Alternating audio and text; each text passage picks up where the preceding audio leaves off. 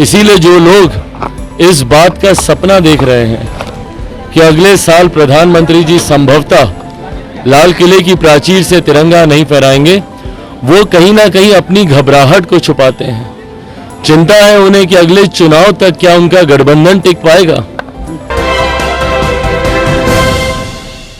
नमस्कार, आप देख रहे हैं सिटी पोस्ट लाइव और मैं हूं आपके साथ पूजा शर्मा। स्वतंत्रता दिवस के अवसर पर लोक जनशक्ति पार्टी रामविलास के राष्ट्रीय अध्यक्ष चिराग पासवान ने अपने तमाम कार्यकर्ताओं के साथ झंडा तोलन किया। बताते चले आपको कि झंडा तोलन के दौरान वीर सपूतों को याद करते हुए भी नजर आए हैं। इसी के साथ साथ उन्होंने कहा है कि आज का जो दिन है हम लोगों के लिए काफी महत्वपूर्ण है। न जाने कितने कुर्बानी के बाद कितने लोग शहीद हुए, उसके बाद आज का दिन आया है।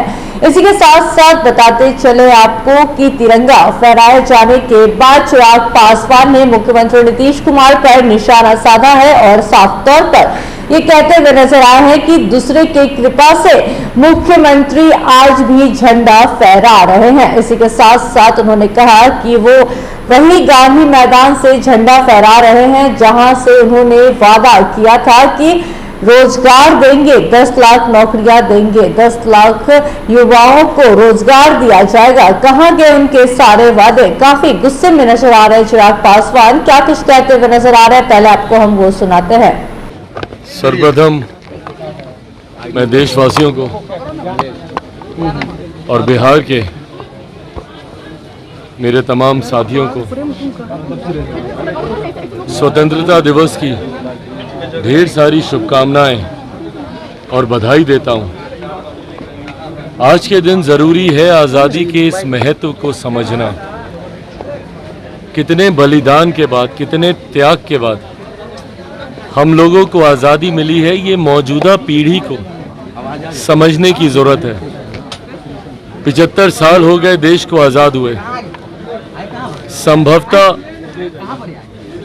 जो लोग जिन्होंने देश की आज़ादी में अपना सर्वोच्च गंवाया, उनकी पीढ़ा को, आज की पीढ़ी को समझना ज़रूरी है। आने वाली पीढ़ी को समझाना ज़रूरी है। ज़रूरी है स्वतंत्रता सेनानियों के बलिदान को याद रखें। ज़रूरी है अपने तमाम वीर शहीदों के सर्वोच्च बलिदान को याद करें, उनके परिवार वालों को आज के दिन याद करें और आज़ादी के इस महत्व को समझें। आज संभवतः हम लोग कल्पना भी नहीं कर सकते कि जब देश गुलाम था तो किन परिस्थितियों में हम लोग जी रहे थे।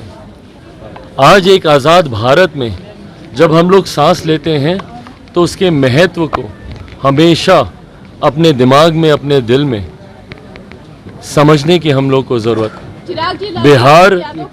बिहार जैसा देश, बिहार जैसा प्रदेश जो अभी भी कई तरीके की गुलामियों की जंजीरों में बंधा हुआ है, ज़रूरी है उससे बिहार को निकलना।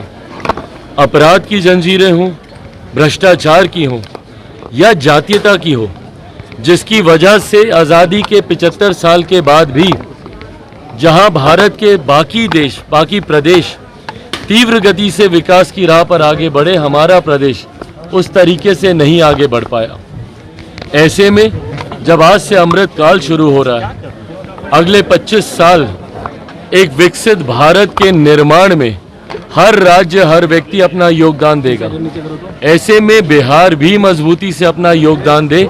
ज़रूरी है उसमें हम लोग अपराध और भ्रष्टाचार से मुक्त होकर, जातीयता से उठकर हम लोग बिहारी अस्मिता की बात करके, भारतीयता की हम लोग बात करके, नेशन फर्स्ट की सोच के साथ हम लोग विकसित देश के निर्माण में हम लोग अपना योगदान दें।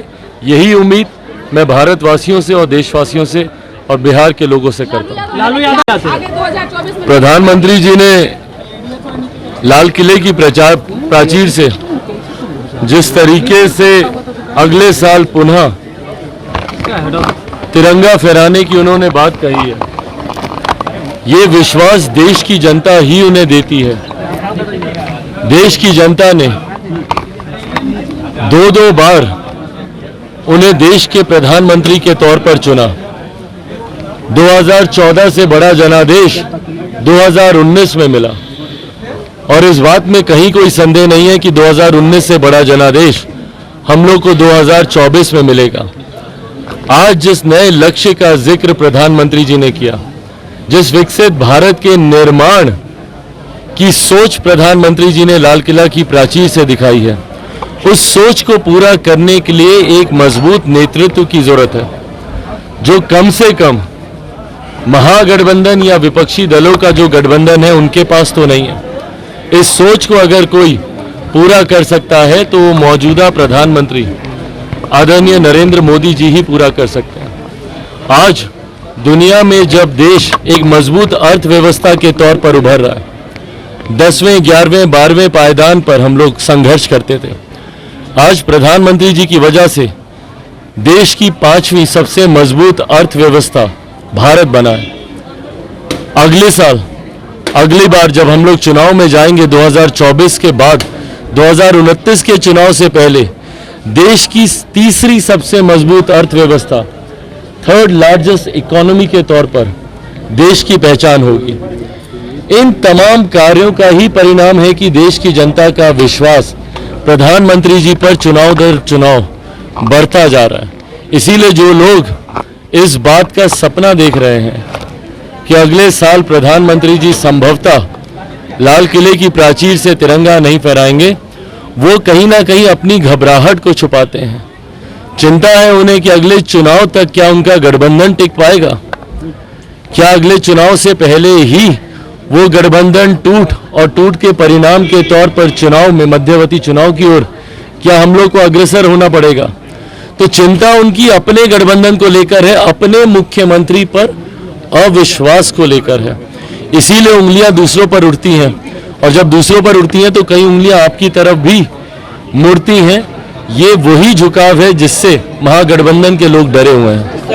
लोक जनशक्ति पार्टी रामविलास की राष्ट्रीय अध्यक्ष चिराग पासवान को सुन रहे थे। मुख्यमंत्री पर निशाना साधते हुए क्या कुछ कहते हुए नजर आ रहे थे चिराग पासवान, देखा आपने। इसी के साथ साथ चिराग पासवान ने यह भी दावा किया है कि अगली बार भी प्रधानमंत्री नरेंद्र मोदी ही झंडा फहराएंगे लाल किले से। उन्होंने कहा कि हमें पूरा विश्वास है और हम ये दावा करते हैं कि अगले साल भी प्रधानमंत्री के द्वारा ही झंडा तोलन किया जाएगा। इसी के साथ साथ मुख्यमंत्री पर भी उन्होंने निशाना साधा और साफ तौर पर उन्होंने कह डाला कि दूसरे की कृपा से मुख्यमंत्री आज भी झंडा फहरा रहे हैं।